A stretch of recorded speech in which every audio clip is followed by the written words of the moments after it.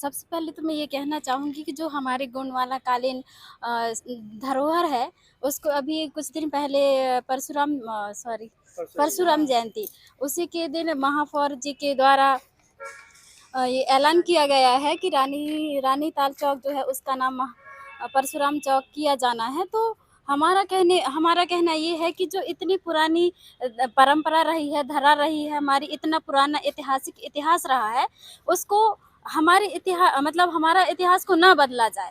वो जैसा यथावत है उसको वहीं रहने दिया जाए। अन्यथा ये कोई औचित्य भी नहीं है इसको चेंज करने का।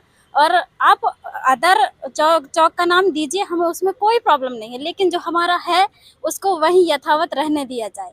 बस मैं इतना ही कहना चाहूँगी। पुष्पा मरावी, गोंडवाना स्टूडेंट यूनियन जिला उपाध्यक्ष। अच्छा, ये सरकारें अभी जो हैं एक तरफ तो आदिवासी के हितों की बात करती हैं, तो और दूसरी तरफ ये इस टाइप की मतलब हरकतें कर रही, तो आपको नहीं लगता कि ये अन्याय कर रही है? ये सरासर अन्याय है। मैं तो मेरे हिसाब से या फिर मैं अपनी नज़रों से देखूँ तो ये आदिवासी समाज के हित में बिल्कुल भी नहीं है। ये अगर एक हिसाब से देखा जाए तो ये आदिवासी विरोधी सरकार कहलाई जा सकती है। क्योंकि जिस प्रकार से सरकार काम कर रही है, एक तरफ तो कहती है कि हम आदिवासियों के साथ खड़े हैं, आदिवासियों के अधिकार की बात करते हैं वो, लेकिन दूसरी तरफ देखें तो वो एक पूरी तरह से उन्हीं का अस्तित्व को मिटाना चाहती है। जितनी भी ऐतिहासिक धरोहर हैं या फिर उनकी जो निशाने हैं या पहचान है, उसको सारी चीज़ों को तो वो मिटाने की कोशिश करती है। तो इस हिसाब से या फिर इस नज़रिए से हम ये कह सकते हैं कि जो वर्तमान सरकार है वो आदिवासियों का विरोधी सरकार है। अच्छा, कहीं आपको ये भी नहीं लगता कि आदिवासी कहीं ना कहीं दो पक्षों में खड़ा रहता है? कहीं कुछ आदिवासी उनका भी साथ देते हैं और कुछ मतलब लड़ाई लड़ता है, तो ये कुल मिला के दोनों को एक होकर लड़ाई लड़नी चाहिए। मैं अपने हिसाब से देखूँ या फिर समाज के नज़रिए से देखें हम, तो सभी को एक साथ मिलके ये इस लड़ाई को लड़नी चाहिए। और सरकार को भी इसमें बराबर का मतलब साथ देना चाहिए, जहाँ तक मुझे ऐसा लगता है। तभी जाके हमारे जो पुरानी व्यवस्थाएं हैं हम उसको बचा सकते हैं और सुधार सकते हैं। अगर ये इस तरीके के काम होते रहे तो ये आप लोग स्टूडेंट हैं, है ना, जेएसआई के, तो आप लोग का अगला कदम क्या रहेगा? सर, अगर ये अगर चेंज नहीं किया गया तो हम इसके आगे अगर रानीताल में उग्र आंदोलन होगा और बहुत मतलब बड़ा आंदोलन होगा, जिसमें कि सारे आदिवासी संगठन रहेंगे और जितने भी मतलब हमारा जो गोंडवाना स्टूडेंट यूनियन रहेगा उसका तो यहाँ। आज हम यहाँ पे आए थे कि जबलपुर जो महापौर है उसके माध्यम से जो रानी ताल है, रानी ताल का नाम चेंज करके जो है भगवान परशुराम जो है नाम उसका रखा जा रहा है। और ये जो हमारा जो है जबलपुर जो महाकौशल है, यहाँ पर जो है हमारे गोंड राजा रानियों ने राज किया है, उन्हीं के नाम से जो है ताल तलैया बनाया गया है। तो हमारा जो है ये कहना है कि जो अगर हम किसी स्थान का या किसी चौक का नाम अगर हम बदल देते हैं तो क्या है उसका इतिहास ही ख़त्म हो जाएगा उसका।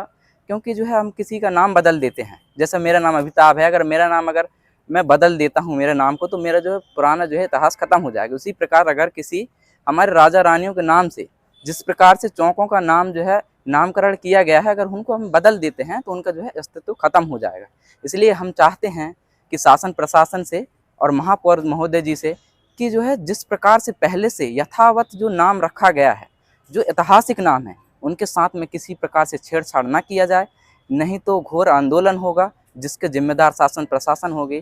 तो इसी और हम जो है गोंडवाना स्टूडेंट यूनियन वाले निवेदन करते हैं कि जो है ऐतिहासिक नामों के साथ जो है कोई किसी प्रकार से छेड़छाड़ ना की जाए।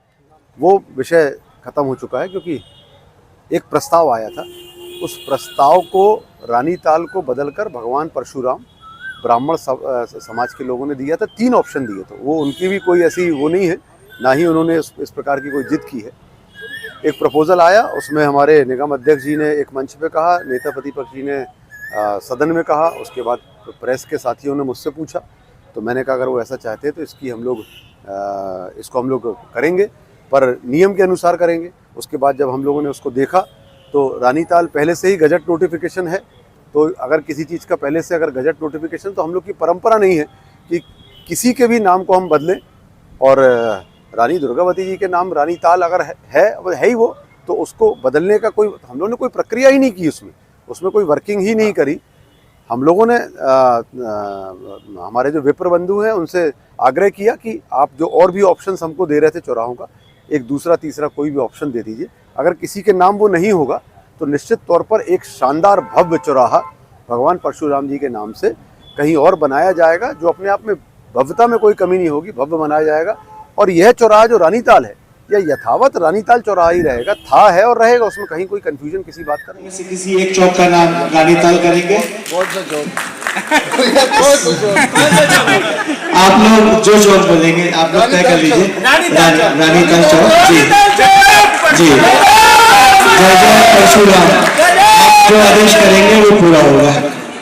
सर, मैं हूं मंगलेश्वर और मैं यहां पर जबलपुर के कलेक्ट्रेट में खड़ा हूं। आज यहां पर जीएसआई के जो गोंडवाना स्टूडेंट फेडरेशन है उसके कुछ स्टूडेंट आए हुए थे और यहां पर ज्ञापन देने के लिए। ज्ञापन इस बात को लेकर था कि अभी कुछ समय पहले जबलपुर के महापौर हैं अन्नू सिंह, जो जगत बहादुर अन्नू सिंह, उनने घोषणा की थी परशुराम जयंती पे कि रानीताल चौक का जो नाम है वो परशुराम किया जाएगा। तो इस नाम को लेके काफ़ी विवाद की स्थिति बनी है। जो गोंडवाना ने इसके नाम को लेके मतलब परशुराम के नाम चौक रखने के लिए काफ़ी मतलब विरोध भी किया और उसको लेके मतलब काफ़ी आंदोलन की भी चेतावनी दी है और ये सिलसिला जारी है।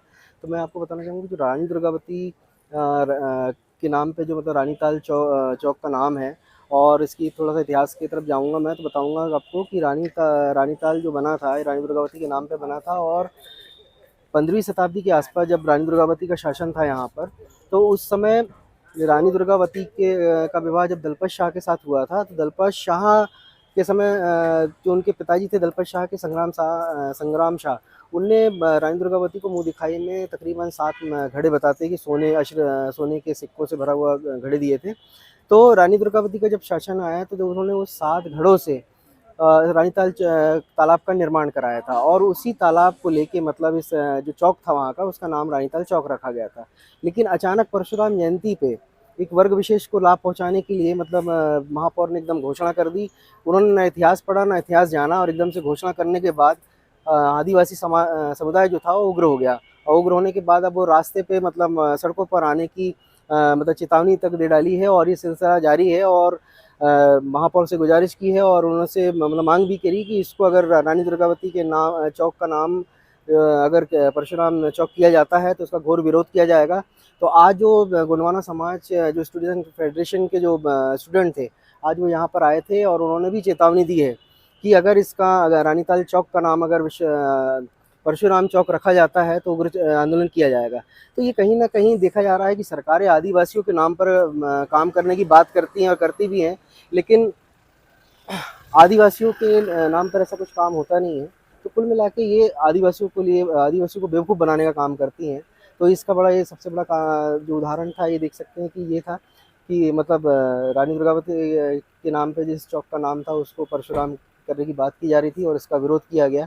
तो अब ये लड़ाई मतलब कहाँ तक चलने वाली है ये देखना है। कि अभी ये सुनने में आ रहा है कि महापौर ने शायद इस पे मतलब इस नाम परिवर्तित ना करने का विचार बनाया है।